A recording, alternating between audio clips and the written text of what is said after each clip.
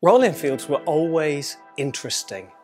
They were really well engineered, beautifully styled, simple, fun motorcycling.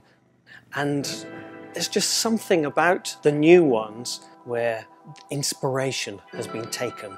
More than anything though, they're just wonderful motorcycles to ride.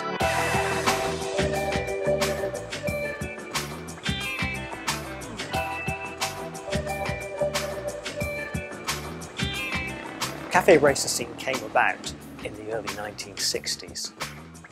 Motorcyclists meeting at transport cafes would strip down their bikes and race with their mates.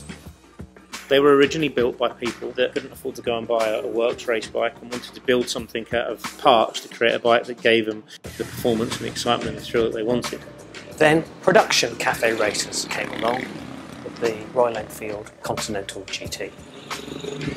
The original Continental GT 250 was the bike that people back in the 60s, especially youngsters, really hankered after. It was the #1 youngsters motorcycle of its day.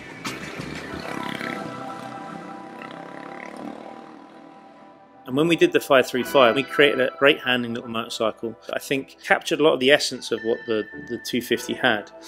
Royal Enfield wanted to make sure that the GT 535 was authentic to the history of machines they'd made in the past. It had the look and the riding position and the feel of a single-cylinder air-cooled engine, but it was always envisioned that it was a motorcycle that people could customise, could make their own. And that's still very much the case with the 650 Twin GT. We looked at GT and what made that cool, a bit about those products that people really loved. I think that was instantly fun. We didn't want to do something that was intimidating or overbearing. It wanted to be something that just naturally felt good to get on a ride. And so this product, we've taken the great bits from the 535, we've added in this fantastic new engine and evolved the whole thing. You know, this is a completely brand new product, a complete step change. For us, it was really important that this had a grounding in our past, it had an element of history in it, but also something that is a modern motorcycle that was right for today. This third generation takes it to a completely different level. The engine is really smooth, but it's got a lot of torque still. It hasn't lost that. The acceleration isn't linear. You've got an oomph with it. The handling is superb. Rider experience was very much at the core of what we were trying to achieve. You know, we really wanted to create a bike that gave real involvement and engagement to the consumer.